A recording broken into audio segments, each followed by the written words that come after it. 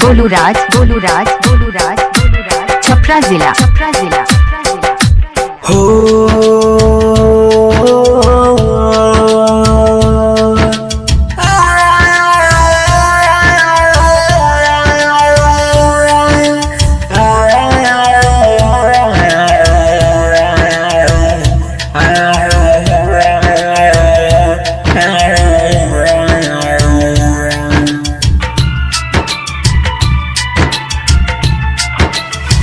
छोड़ी दिहलु साथ सनम हमसे दिल लगाई के, छोड़ी दिहलु साथ सनम हमसे दिल लगाई के। हमहू कहियो मर जाई, हमहू कहियो मर जाई, हमहू कहियो मर जाई जहर माहुर खाई के। छोड़ी दिहलु साथ सनम हमसे दिल लगाई के, हमसे दिल लगाई के, हमसे दिल लगाई के। मेरी जानम हमारा दिल पे छुरी चला के हमके तन्हा छोड़ के अकेले चल गई। बताओ का खाता रहे हमारे साथ, का खाता रहे। एक के संग जिया भी मरबी वादा हमसे कइलू,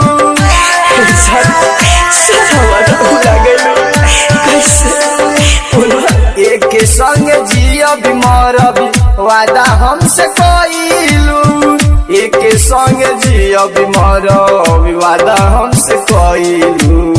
चली गइलू पिया संगे, चली गइलू पिया संगे हमें ठुकराई के। हमहू कहियो मर जाई, हमहू कहियो मर जाई, हमहू कहियो मर जाई जहर बाहुर खाई के। छोड़ी दिहलु साथ सनम हमसे दिल लगाई के, हमसे दिल लगाई के, हमसे दिल लगाई के। किसी को क्या बताए कि कितना मजबूर है हम, किसी को क्या बताए कि कितने मजबूर हैं हम। चाहा था सिर्फ एक तुमको और अब तुमसे दूर ही दूर है हम, दूर ही दूर है। अखिया के नींद लिहलू दिलवा के चैना,